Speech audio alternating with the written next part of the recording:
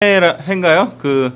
2019년에 첫 해를 보신 분, 직접 가서 보신 분도 있고 아닌 분도 있겠지만, 이게 미국에서 본 일출과 그다음에 동해에서 본 일출을 제가 급히 구해가지고 여러분들에게 좀, 저도 직접 가서 보지는 못해갖고 같이 그래도 사진으로나마 좀 공유하려고 합니다. 오른쪽에 있는 사진은 아마 낯이 익으신 분이 거기 계실 텐데, 제가 여쭤보니까 직접 가서 찍으신 거라고.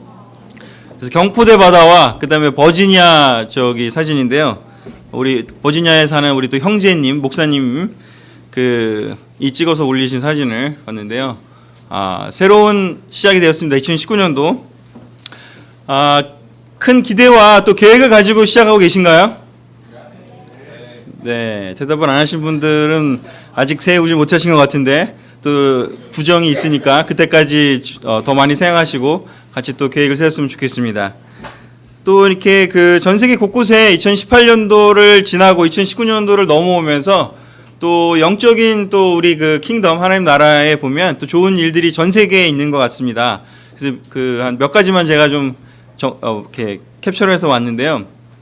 새해 세례받은 2012년 말과 2019년 1월에 세례받은 사진들이 올라와서, 뭐 다른 사진도 매주 올라오긴 하지만 이거는 좀 특별해서 제가 몇 개만 캡처를 했습니다. 저 위에 있는 물이 좀 우리가 보는 물과 다르잖아요. 딱 아프리카의 나이지리아의 형제자매들이 중에서 세례받는 장면입니다. 작년 마지막 날쯤 세례를 받은 것으로 사진이 올라왔고요. 세례받은 장면이고, 그 위에 오른쪽 위에는 대만 교회에서 크리스마스 지나고 나서 세례받은 그런 부부의 모습이고요. 또 왼쪽 아래는 서던 캘리포니아라고 하는데 제가 이름을 정확히 기억은 못 하겠습니다. 하지만 하여튼간에 그쪽 따뜻한 서던 캘리포니아에서 얼바인보다 더 아래쪽인 것 같은데 맞나요? 하여튼간에 그쪽 부근에서 세례받는 최근의 장면입니다. 그리고 오른쪽은 인도네시아 교회에서 2019년도 1월 1일 날 세례받은 형제, 저기 지금 화살표로 가르치고 있는 저 V자 하고 있는 남자, 통통하신 분, 하얀 분, 그분이 2019년도 1월 1일 세례라고 합니다. 너무나 전 세계 곳곳에서 연말과 연초에 또 하나님께서 하나님 찾는 사람들이 구원받고 있는 것을 볼 수 있어 너무 기쁜 것 같습니다. 또 우리 또한 그런 것들을 또 다른 나라에 또 보여줄 수 있고 한번 시어링할 수 있는 그런 2019년도가 됐으면 좋겠고, 충분히 그렇게 될 거라고 기대합니다. 이런 소식들을 들으면 너무 좋지 않습니까? 또 하나 우리랑 관련된 곳에서 또 좋은 소식이 하나 왔습니다. 어디냐면 몽고에서 우리 정호 형제와 또 박은정 자매가 부지마라는 자매인데요. 몽골 국제대학 학과장이라고 하십니다. 교수님인데 성형부를 꽤 오래 했다고 하는데 지난 연말에 세례를 받았다고 합니다. 그래서 오른쪽에 사진이고요. 제가 직접 입수하지는 못하고 다른 데서 이렇게 쉐어링하는 것을 제가 이렇게 캡처해서 왔습니다. 그래서 몽골에 가서도 열심히 미션을 한 우리 교회도 와서 작년 초인가 와서 쉐어링했었잖아요. 그런데 가서 결실을 맺어서 이렇게 세례받는 모습들을 또 우리에게 보내줘서 큰 기쁨이 있는 것 같습니다. 여기저기서 너무 영적인 싸움을 싸우고 또 기쁜 소식을 전해주는 분들이 있어서 너무나 감사하다는 생각이 듭니다. 아멘. 2019년도 주제가 아까도 목사님도 얘기하셨고 저도 와가지고 배너 보고 깜짝 놀랐는데, 그래서 한동안 몇몇 형제와 함께 저게 있는 한 명 한 명이 도대체 누굴까를 괜히 그냥 이렇게 추측해보고 맞춰보면서 대머리 이신 형제가 과연 누굴까 뭐 이런 얘기도 해보면서 하여튼 교제에 대해서 이 배너도 바뀌고 너무 여러 가지 생각을 했는데요. 바로 올해의 주제가 What a Fellowship, 이 얼마나 놀라운 교제인가 라는 주제이기 때문에, 그래서 이 주제와 관련된 이야기를 오늘 같이 나누려고 합니다. 아멘. 그래서 오늘의 주제는 우리의 만남은 우연이 아니야 라는 주제를 가지고 이야기를 하려고 합니다. 우리의 교제가 무엇을 의미하는지 성경적인 기준과 확신과 근거를 오늘 같이 좀 나누고, 또 우리가 무엇을 해야 되는지에 대해서 함께 같이 생각해 봤으면 좋겠습니다. 부제는 We are family of God, 우리는 하나님의 가족입니다 입니다. 우리의 만남이 우연이 아닌 것은 왜 우연이 아닌지 바로 성경 구절을 통해서 또 같이 한번 돌아보고 우리가 매주마다 만나고 또 너무나 자주 연락하고 있기 때문에 너무 익숙하지만 사실은 이 관계가 얼마나 특별하고 얼마나 소중한 관계인지를 오늘 생각해보고 또 올 한 해 아마 그것에 대해서 우리가 더 많이 생각해보라고 하나님께서 사람들을 사용하셔서 이 주제를 우리에게 주신 것이 아닌가 싶습니다. 여러분 함께 생각해보시고 또 이렇게 들을 마음의 준비가 되셨습니까? 아멘. 그렇다면 제 첫 번째 포인트를 같이 시작하도록 하겠습니다. 첫 번째 포인트는요, 우리의 만남은 예수님 때문에 시작되었다입니다. 우리는 어떻게 그리스도의 교회에서 한 형제자매가 됐고 또 특별히 이 분당 교회에서 한 가족이 되었나를 생각해 보면 혈연도 아니고, 물론 혈연으로 맺어져 있는 분도 계시지만 저도 마찬가지로 저희 부모님도 계시고 혈연도 있지만 그거보다 더 먼저 우리가 왜 한 가족이 되었나, 영적인 가족이 되었나, 바로 예수님 때문에 되었다는 것을 우리가 생각해야 됩니다. 또 하나는요, 우리가 같은 동네에 살기 때문에 그래서 생기는 지연에 의한 우리의 관계가 되었나요? 그렇지 않습니다. 바로 우리의 관계는 예수님의 피 때문에 시작되었습니다. 또 우리가 같은 학교를 다녀서 동창이거나 아니면 선후배 관계이기 때문에 한 가족이 되었을까요? 그렇지 않습니다. 바로 우리가 예수님을 각자 찾아다녔고 예수님과 만나고 싶었고 그리고 예수님과 관계를 맺고 싶었기 때문에 먼저 그 예수님 때문에 그 다음에 예수님을 알고 난 후에 바로 우리가 그렇게 되었습니다. 예전에는 혈연지연 학연만 있지만 요즘에는 이렇게 사회연이라고 해서 어떤 클럽, 어떤 동아리 아니면 무슨 사회적인 그런 많은 그 관계들을 맺을 수 있지만 그 많은 관계들은 어떤 면에서는 세상에서 뭔가 성공하고 어떤 면에서는 세상에서 뭔가 함께 어떤 것들을 즐기기 위해서 시작했다면 바로 우리는 어떻게 이 자리에 옆에 한 분 한 분이 있는지를 바로 이 고린도전서 1장 9절, 바로 여기에도 나와 있는 올해 구절이기도 한 바로 이 구절을 같이 읽어보도록 하겠습니다. 시작. 여러분을 불러 그의 아들 우리 주 예수 그리스도와 아멘. 여기 있는 한 분 한 분을 부르셔갖고 그의 아들 주 예수 그리스도와 교제하게 하신 분, 바로 그분은 바로 하나님이시라고 이야기하고 계십니다. 여기 그 고향이 서울이 아니시고 여러 되게 다양하실 텐데 우리가 어떻게 이렇게 만나게 되었을까 생각해 보면 하나님의 계획에 의해서 우리가 만났음을 기억해야 합니다. 우리가 그냥 인간적으로 만난 관계가 아니라 하나님의 한 명 한 명을 부르셨는데 그 부르심에 한 명 한 명이 응답했기 때문에 바로 우리가 모였다라는 거죠. 그리고 알게 되고 서로 알게 되고 우리가 관계를 갖게 되었습니다. 굉장히 중요한 사실이고 굉장히 중요하지만 우리가 쉽게 잊어버립니다. 늘상 옆에 있기 때문에 그냥 원래 우리가 있었던 것처럼 생각하기 쉽다라는 거죠. 하지만 이 우리의 관계의 시작이 바로 우리가 아니라 하나님이라는 것을 기억하는 것, 그것은 굉장히 중요한 것임을 다시 한번 말씀드리고 싶습니다.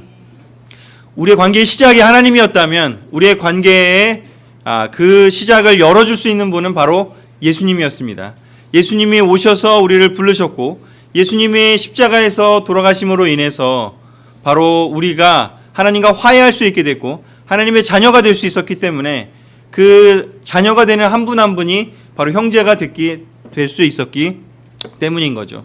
옆에 계신 분들과 우리가 이렇게 형제라고 자매라고 해서 허그하고 만나고 바이블톡하고 또 교회에 나와서 함께 예배드릴 수 있는 것은 하나님의 계획과 예수님의 희생이 있었기 때문이라는 것입니다. 그 기반 하에서 우리가 우리의 관계를 봐야지 이 관계가 얼마나 거룩하고 이 관계가 얼마나 대가를 치른 관계이고 이 관계가 얼마나 소중한 관계인지를 우리가 기억해야 됩니다. 함부로 대할 수 있는 관계가 절대로 아닙니다. 우리의 관계의 시작을 하나님이 하셨고 그 대가를 누가 치렀는지 바로 예수님이 치렀다라는 것입니다. 그래서 우리 옆에 계신 분이 어떠한 장점이 있고 어떠한 단점이 있고 어떤 부분에 있어서 부족함이 있고 한다 할지라도 어찌됐건 정말 그 놀라운 예수님의 제자가 되기로 하는 결정을 한 분 한 분이 하신 분들이라는 걸 생각하면 정말 그것만으로도 굉장히 그 존재만으로도 우리가 한 분 한 분을 존중하고 존경하고 우리가 사랑하고 우리가 온 마음으로 우리가 한 분 한 분을 대해야 함을 우리가 생각해 보게 됩니다. 여러분 그 마음으로 우리 옆에 계신 분들에게 우리 사랑합니다 한번 이야기하면 어떨까요? 예? 예수님의 제자가 되기로 결정하신 한 분 한 분에게 사랑합니다, 존경합니다 우리 서로 이야기해 주면 좋을 것 같습니다.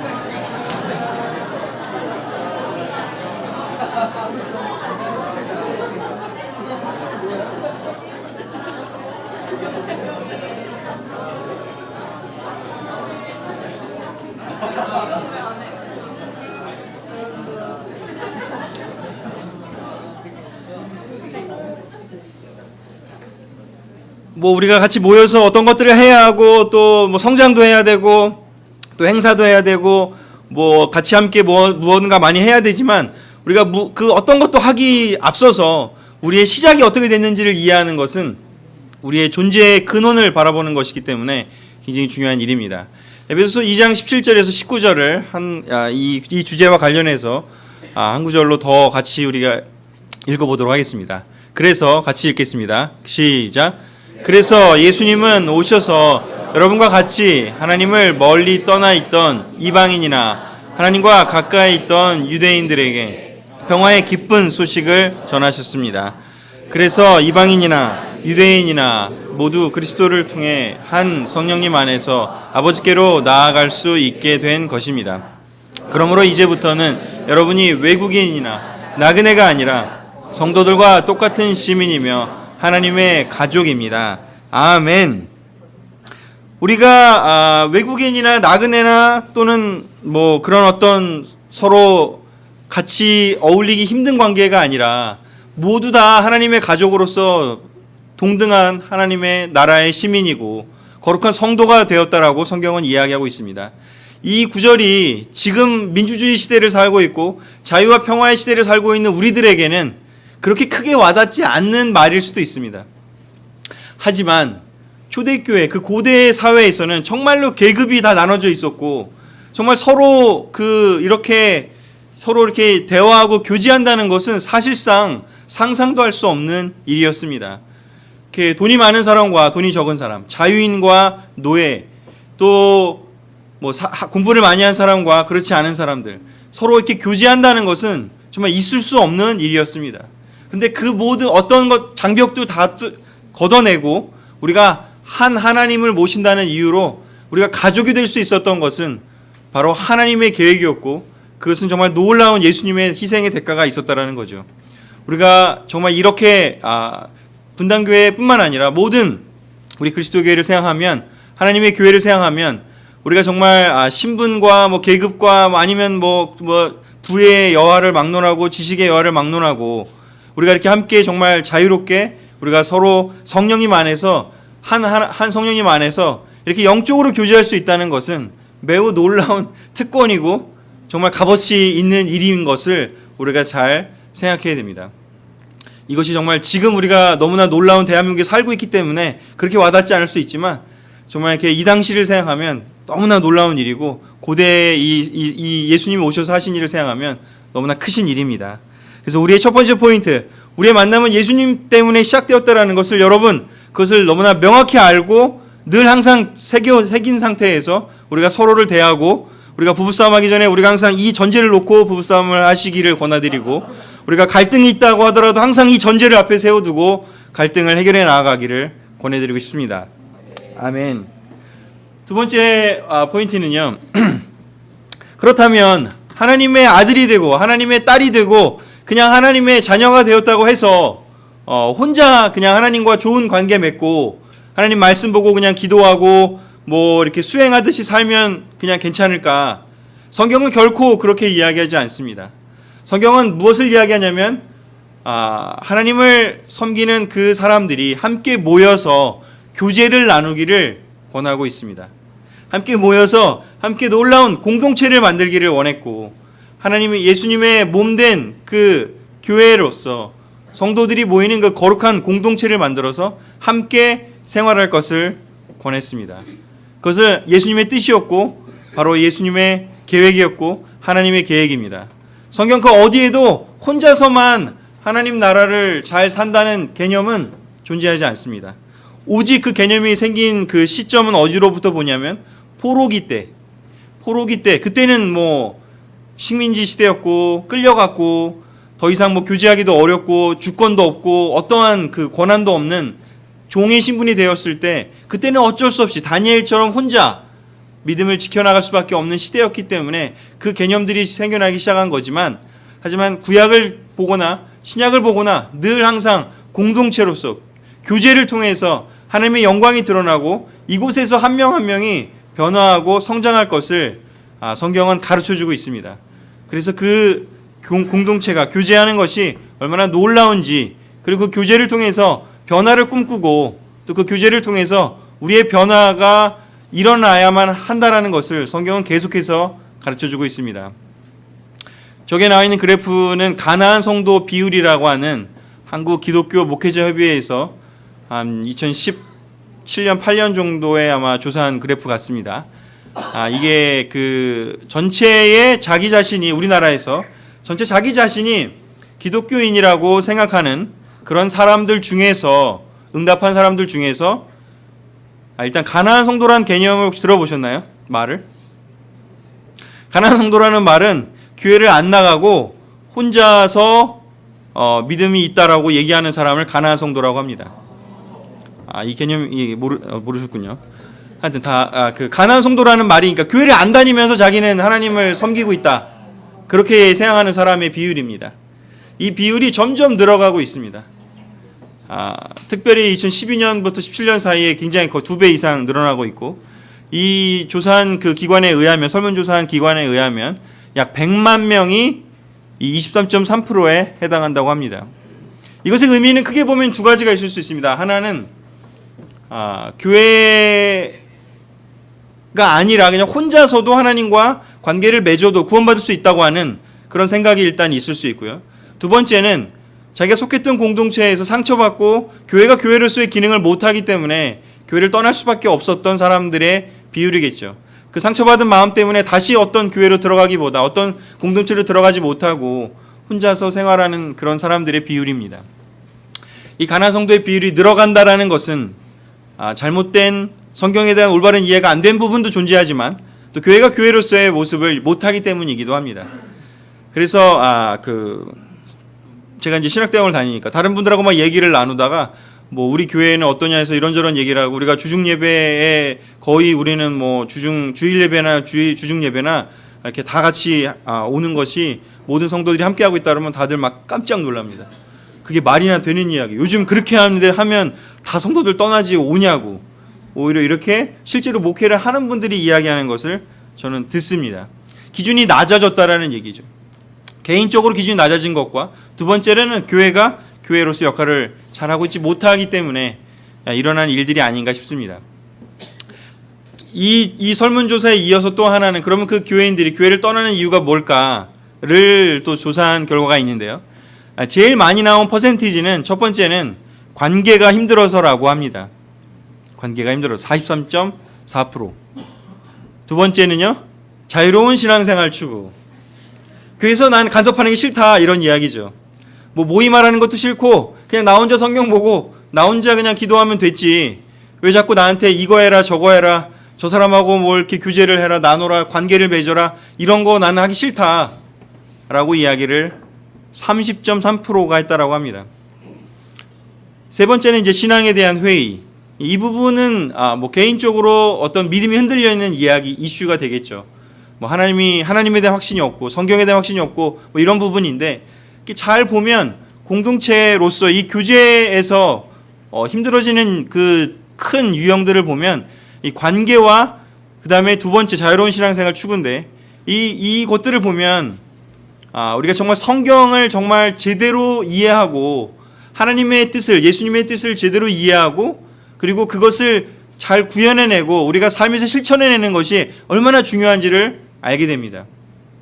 자유로운 신앙생활 추구하는 이 마음은 정말 성경적이지 않은 생각이죠. 사실은 성경을 보면.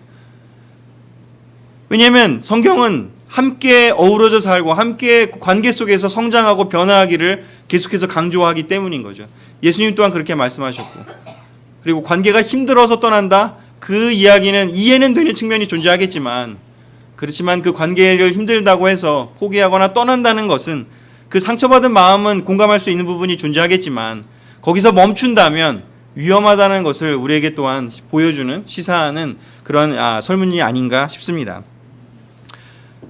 우리 교회가 뭐 이런 그 데이터에 포함되지는 저는 않는다고 생각하지만 상당 부분은 비슷한 유형의 고민을 하는 것은 또 사실이 아닌가 싶습니다. 그래서 두 번째 포인트는 뭐냐면, 이 교제를 통해서 변화가 일어나기 때문에 이 교제에 대한 공부가 필요하고 연구가 필요하고 노력이 필요하다는 것을 저는 같이 이야기하고 싶은 것입니다. 그래서 예수님께서 제자들에게 떠나시면서 이렇게 이야기를 하셨죠. 요한복음 13장 34절, 너무나 잘 아시는 구절이고요, 너무나 중요한 구절이기 때문에요, 우리 같이 또 한번 읽어보면 좋겠습니다. 이제 내가, 시작,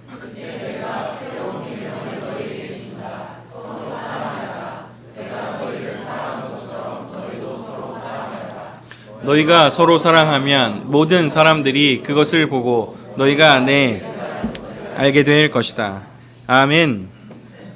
예수님의 명령입니다. 그냥 뭐 개인적인 생각 아니면 뭐 어떤 그냥 글 이런 게 아니라 예수님의 명령. 어떤 명령인지, 나를 따라오려는 사람은 반드시 서로 사랑하는 것을 배워야만 한다라는 것을 이야기하고 있습니다. 예수님이 이야기를 했습니다. 서로 사랑하면 그때 비로소 제자가 다른 사람에게 제자로서 보여질 수 있다라고요. 제자가 무엇인지를 알려줄 수 있다라고요. 그냥 나 혼자 말씀 보고 나 혼자 기도하고 나 혼자 죄 안 짓고 산다는 것에서 멈추는 것을 예수님은 절대로 의도하지 않으셨음을 알 수가 있습니다. 교제에 대해서 우리가 더 적극적으로 깊은 확신을 가지고 우리가 교제를 배워야 합니다. 왜냐하면 관계 때문에 어려워서 떠나는 사람이 저렇게 많다라는 이야기는 그 안에서 배워야 할 것들이 많다라는 것을 뜻하겠죠. 우리가 서로 사랑하기 위해서는 너무나 많은 공부와 또 배움이 필요합니다. 그러기에 올해의 주제가 굉장히 소중하다는 생각이 듭니다. 한동안 우리가 어쩌면 말씀과 기도와 또 이렇게 개인적인 영성에 대한 이야기들을 많이 해왔다면 그것도 너무나 소중하지만, 하지만 굉장히 중요한 또 하나의 부분은 바로 우리 펠로우십, 바로 이 교제에 있어서 우리가 성장하는 것이, 발전하는 것이, 배워야 되는 것이 너무나 중요하다는 거죠. 나는 원래 태생적으로 내성적이라서 교제가 어려워, 관계가 어려워. 저도 그렇습니다. 사실은 저는 그냥 내버려 두면 늘 그냥 혼자 있기를 더 추구하는 사람입니다. 제가 심지어는 고등학교 때 그런 결심도 해본 적이 있어요. 나는 오늘 학교 가서 한마디도 하지 말아보자. 그런 결심을 해본 적도 있는 사람이에요. 그만큼 관계가 어렵고 관계에 맺는 법을 잘 못 배웠던 사람인 거죠. 아주 이상한 그런 삶을 살았던 사람 중에 한 사람입니다. 제 친구는 헤르만 헤세고 제 친구는 뭐 칸트다 뭐 이런 생각하면서 책 읽고 혼자 막 그런 생각을 했었어요. 그게 멋있는 줄 알았어요. 근데 하나도 안 멋있어요. 시간이 가면 갈수록 머리는 뭔가 생각은 많아지지만 삶은 하나도 즐거워진 게 없고 행복하지 않더라고요. 그래서 강동진 목사님이 지금도 저를 만나면 항상 얘기하는 것은, 넌 정말 기적이다. 네가 어떻게 이렇게 사람들 앞에서 얘기를 할 수 있느냐. 진짜 기적이다. 교제가 정말 어려웠던 사람입니다. 저도. 하지만 예수님을 통해서 배울 수 있다면 사람은 다 변할 수 있다라고 예수님은 이야기합니다. 근데 그 모든 비결은 예수님과 먼저 관계가 깊어져야만 한다는 것을 전제합니다. 교제를 사람과의 관계로서만 생각한다면, 아까 얘기한 첫 번째 포인트가 빠진 상태에서 바로 이 두 번째를 이야기를 한다면, 두 번째는 불가능하기 때문에, 그렇기 때문에 아마도 교회가 하나님께서 목사님을 통해서 또 성도들을 통해서 수많은 시간 동안에 말씀과 기도와 영성과 그런 것들을 강조했던 것이 아닌가 싶습니다. 개인적으로 하나님 관계가 형성되지 않은 상태에서 교제를 이야기한다는 것은 어려운 일이기 때문인 거죠. 근데 왜 하나님이 2019년도에 What a Fellowship, 교제에 대해서 우리에게 주제를 던져주셨을까? 목사님들이 인도자들에게 영감을 주셔서 왜 이 주제를 했을까? 아마도 제 생각에는 It's time, 이제 때가 됐다. 라고 어쩌면 생각하신 것이 아닌가. 한 명 한 명의 영성이 이제 충분히 교제에 대해서 공부하고 배우고 성장할 때가 됐기 때문에 아마 이 주제를 주신 것이 아닌가 저는 생각합니다. 여러분 정말 놀랍게 준비가 되실 거라고 믿고, 우리가 이제 올 한 해, 제가 오늘은 시작하지만 이제 아마 계속해서 이 교제에 대한 와로 펠로우십, 이 얼마나 놀라운 교제인가, 하나님이 주신 이 놀라운 관계에 대해서, 하나님이 놀라운 이 계획에 대해서, 교제에 대한 계획에 대해서 수많은 시간들 동안 고민하시고 생각해 보시고 묵상하시고 또 성경을 연구하시고 또 레슨들을 통해서 전달이 될 때 우리의 놀라운 성장이 너무나 기대가 됩니다. 너무 기쁘지 않습니까? 2019년도 너무 놀라운 해가 될 거라고 믿습니다. 요한일서 1장 6절에서 7절 우리 또 같이 한번 읽어보도록 하겠습니다. 만일, 시작. 만일 우리가 하나님과 교제한다고 하면서 죄를 짓는 어두운 생활을 그대로 한다면 우리는 진리대로 살지 않는 거짓말장이에 불과합니다. 그러나 하나님이 빛 가운데 계시는 것과 같이 우리도 빛 가운데 살면서 우리는 서로 교제하게 되며 그분의 아들인 예수님의 피가 우리를 모든 죄에서 깨끗하게 합니다. 아멘. 하나님과의 교제, 그러면 개인적인 하나님과의 교제를 이야기하고 싶습니다. 하지만 사도 요한은 우리에게 이야기합니다. 하나님과 교제한다고 하면서 관계 속에서 죄를 짓는 어두운 생활은 대부분 관계에서 나오는 생활들인데, 그 죄를 짓는 어두운 생활을 통해서 진리대로 살지 않는 그 삶으로 들어가게 된다면 우리가 서로 영적인 교제를 할 수 없다라고 이야기를 합니다. 하나님이 빛 가운데 계신 것 같이 우리가 빛 가운데 살게 되면 우리의 교제가 그것을, 우리가 빛 가운데 살고 있는 것을 드러내 보여줄 거라고 이야기합니다. 내가 주변에 있는 사람들과 교제하는 그 정도가, 그 영적인 그런 교제의 그 퀄리티가 바로 우리가 하나님과 진정한 교제를 나누고 있는지를 드러내 보여준다라고 이야기를 하게 됩니다. 그리고 또한 그 교제는 그분의 아들이신 예수님의 피가 우리를 죄에서 깨끗하게 해주신 것을 더욱더 느끼고 풍성하게 만드는 것이라고 이야기하고 있습니다.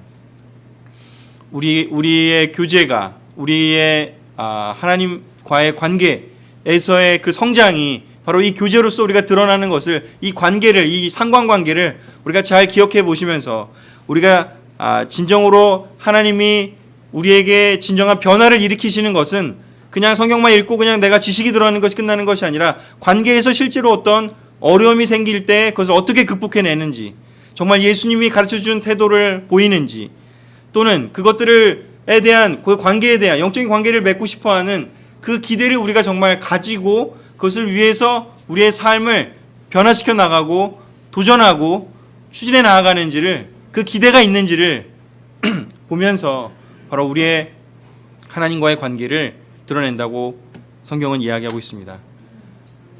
여러분 기대가 있으십니까? 관계에서 성장의 기대가 있으십니까? 하나님이 원하시는 것입니다.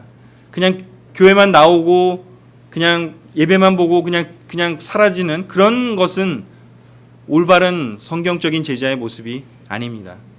교제에 대한 기대를 가지고 내가 잘 할 수 없다면 도움을 구해야 합니다.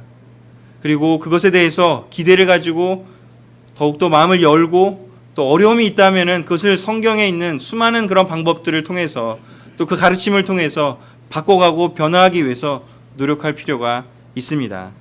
진정한 변화는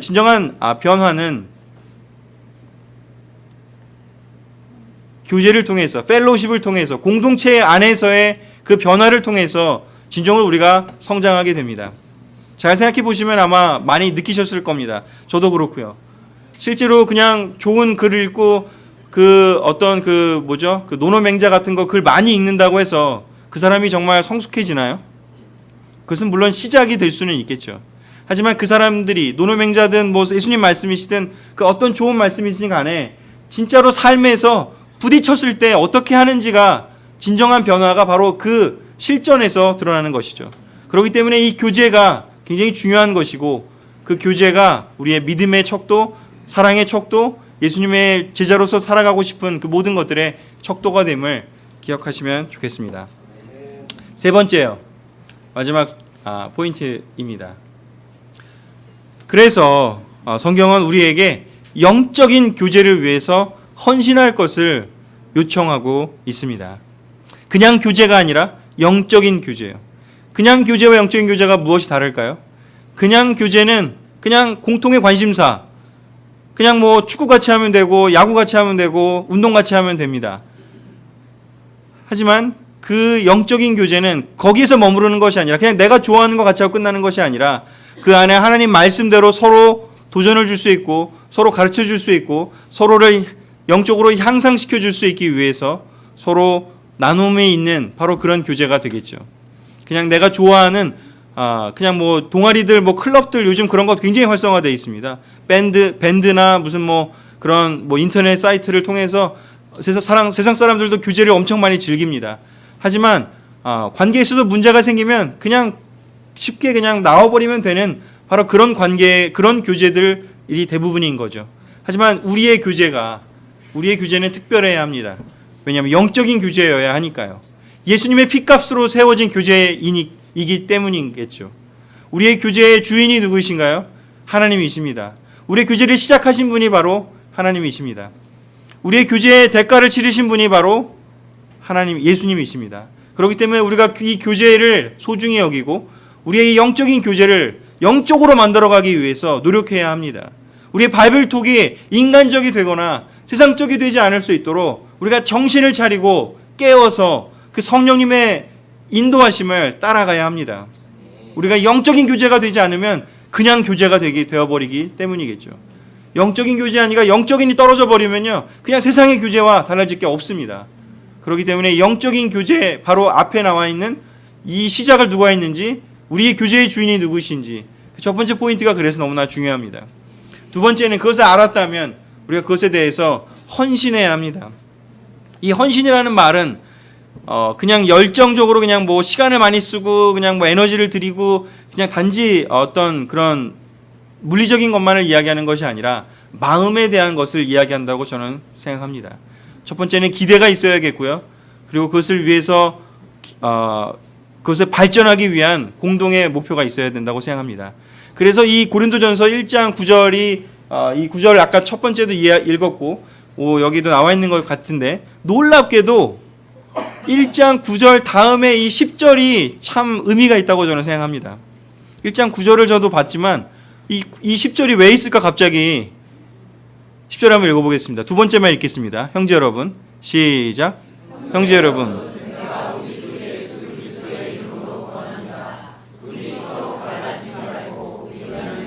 한마음 한뜻으로 굳게 연합하십시오.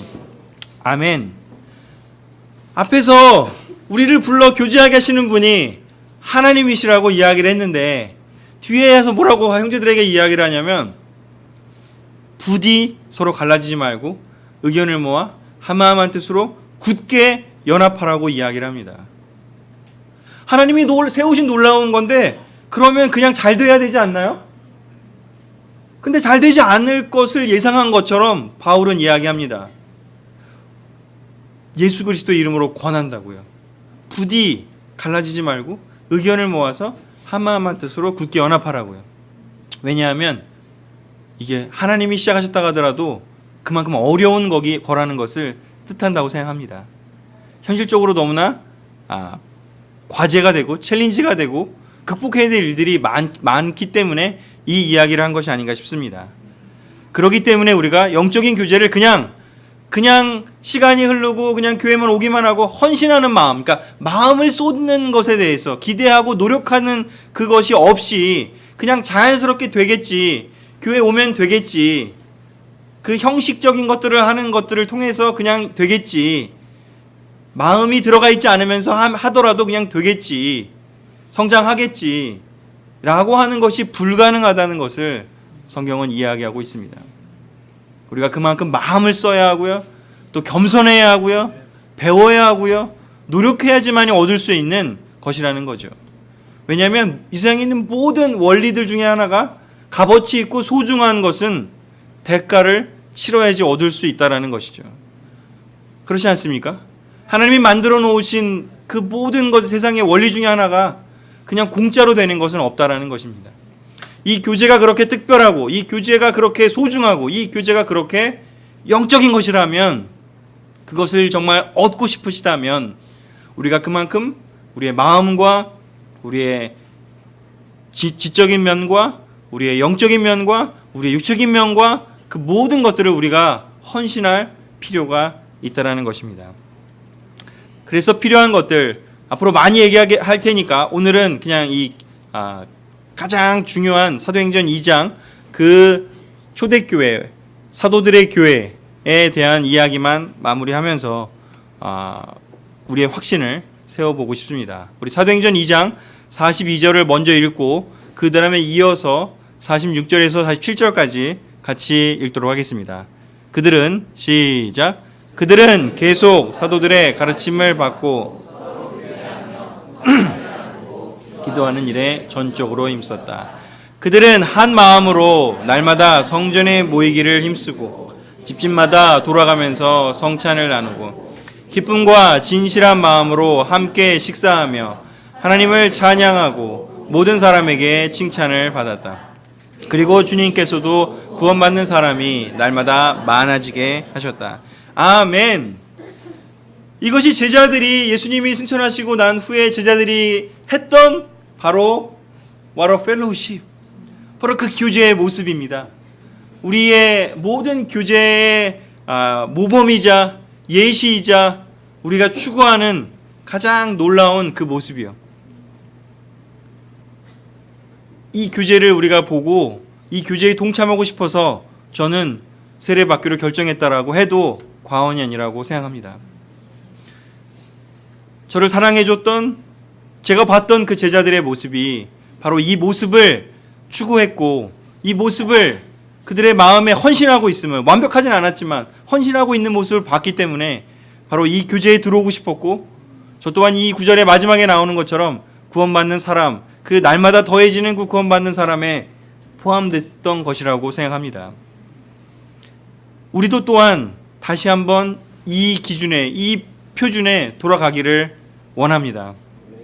함께 하시기 원하십니까? 그렇다면 우리가 이것을 연구해야 합니다. 무엇을 해야 하나요? 사도들의 가르침을 받고요, 그리고 서로 교제하고요, 성찬을 나누고 기도하는 일을 해야 합니다.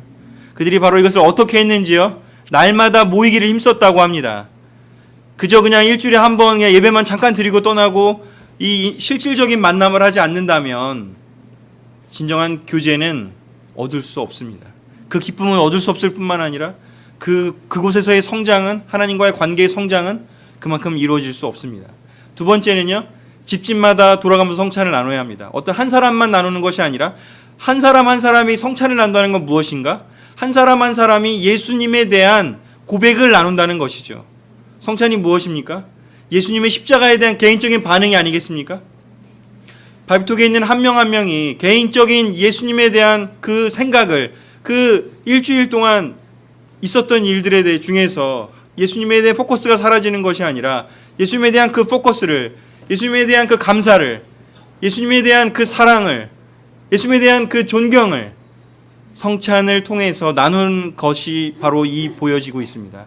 한 명 한 명이 바로 예수님에 대한 고백을 만나서 매 주마다 우리가 더 나눠야 됩니다. 여러 가지 해야 될 일들도 나눠야지만 우리가 집집마다, 어느 한 사람만이 아니라 진짜 집집마다 모든 사람이 돌아가면서 모든 멤버가 다 제자로서, 한 명 한 명의 제자로서, 굳건하게 서 있는 제자로서, 예수님과 붙어 있는 제자로서 그 성찬을 나눠야 합니다. 두 번째는요, 기쁨과 진실한 마음이 그 안에 있어야 합니다. 기쁨과 진실한 마음으로 함께 식사했다고요. 함께 모여서 교제를 나눴다고요. 기쁨이 있어야 합니다. 예전에 제가 처음에 왔을 때 저한테 강동진 목사님이 그때 저한테 꼭 시킨 게 있어요. 화장실 가서 거울 보고 웃고 오라고. 너 표정이 그게 뭐니? 격려가 안 된다. 뭔 생각을 그렇게 하고 있니? 네 생각만 하지 말고 와가지고 다른 사람들은 너에게 격려를 주기 위해서 웃고 오려고 그렇게 노력을 하는데, 너에게 웃음을 주려고 그렇게 노력하는데 너는 왜 이렇게 여전히 또 누구랑 대화를 하는 거니? 헤르만 헤세니, 칸트니? 제발 너의 그 표정으로 다른 사람들에게 기빙을 좀 해라. 한 1년은 그렇게 훈련받았던 것 같아요. 근데 그 훈련이 저에게 되게 소중했던 것 같습니다. 왜냐하면 기쁨은요, 그냥 생기는 게 아니니까요. 헌신해야지 생기는 거니까요. 교제는 주는 거잖아요. 기쁨을 줘야 되잖아요. 옷도 잘 단정하게 입고 옷도 잘 안 입고 오고 대충 입고 오면 너 또 왜 너 생각만 했니? 그런 이야기를 들었죠. 옷은 너를 위해 입는 게 아니라고. 다른 사람들이 너를 보고 보는 거지. 네가 네 옷 입는 거 얼마나 보겠니? 네 얼굴도 보고 네 옷을 좀 거울 좀 보라고 하면서 제가 사실 옷을 되게 못 입었거든요. 그래서 막 자매들도 붙여줘가지고 막 자매들이 옷도 사주게 해주고 코디도 해주고 우리 교회 참 놀라운 교회라는 생각이 듭니다. 우리가 서로에게 정말 기쁨을 전해줄 수 있는 기쁨을 전할 수 있는 태도가 너무나 필요하다는 생각이 듭니다. 그냥 내 고민만 그냥 내 것만 이기적인 생각에 사로잡혀서 사는 것이 아니라 정말 사람들에게 격려를 주겠다는 그 마음은 내가 있을 때가 아니라 언제든지 결정하고 하는 것이 기쁨을 주는 일이라고 성경은 쓰여 있고 바로 누가복음 9장에서도 이야기를 하고 있고 우리의 선배들이 가르쳐줬던 것들이 그것이 아닌가 싶습니다. 기쁨이 정말 기쁠 만한 근거가 있고 이유가 있기 때문에 기쁠 수 있다는 것은 그건 누구나 할 수 있는 일이잖아요. 그건 헌신이 아니잖아요. 그건 영적인 게 아니잖아요. 그러나 기쁠 수 없을 때도 기쁨을 주려고 노력할 수 있는 그러한 태도가 바로 이분들에게 존재했습니다. 왜 이분들이 그 기쁨을 얻었는지가 자기가 하늘나라에 이름이 기록되어 있는 그것만으로도 기뻐할 수 있었고 두 번째 바로 예수님이 나를 위해서 죽어주신 것까지 사랑하셨기 때문에 다른 그 모든 것들은 덤이라는 것을 올바로 알았기 때문에 그 기쁨의 진짜 의미를 깨달았기 때문에 그 행동들을 할 수 있었던 거죠. 그리고 진실한 마음이요. 우리가 거짓이 있다면요, 위선이 있다면요, 가식이 있다면요, 그 교제는 올바로 설 수가 없겠죠. 우리 마음 안에 있는 것들을 진심을 이야기할 수 있을 때, 느낌도 이야기할 수 있을 때, 서로 나눌 수 있을 때 우리의 진실한 교제들, 진짜 마음들을 나눌 수 있는 그 관계를 만들어가기 위해서 우리가 굉장히 어려운 겁니다. 사실은 이것이 많이 경험해 보셨겠지만 진실을 서로 이야기한다는 건 굉장히 어려운 겁니다.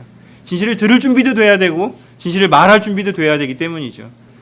첫 번째는 진실을 들을 준비가 우리가 필요하다는 생각이 듭니다. 준비가 안 됐는데 진실을 말하는 사람 있으면 힘들잖아요. 그래서 먼저는 우리가 들을 준비를 하고 두 번째 말할 준비도 해야 할 필요가 있다고 생각이 듭니다. 그 결과로 하나님을 찬양하는 하나님에게 포커스가 되어 있었습니다. 그랬기 때문에 이루어진 결과가 무엇인가요?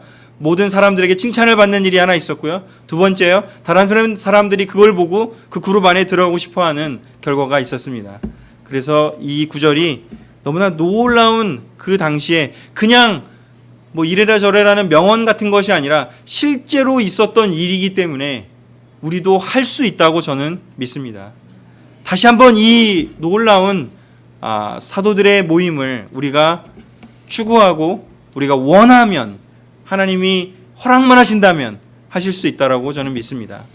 12년 반 동안 분당교회 교제가 뭐 어디다 내놔도 부끄러울 만하지 않은 그런 교제라고 저는 자부심이 있습니다. 하지만 예수님의 기준에 하나님의 기준에 그리고 성경에 나와 있는 이 사도들이 보여줬던 이 기준에는 우리가 아직 너무나 멀리 떨어져 있다는 생각이 듭니다. 우리는 더 할 수 있고 우리가 더 누릴 수 있고 우리가 더 얻을 수 있다고 저는 믿습니다. 이 교제의 기쁨을 What a fellowship.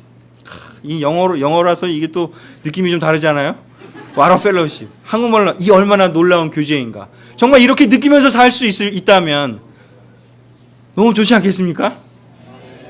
전 그 기쁨을 다시 한번 2019년도에 하나님이 경험할 것을 저희들에게 요청한다고 생각합니다.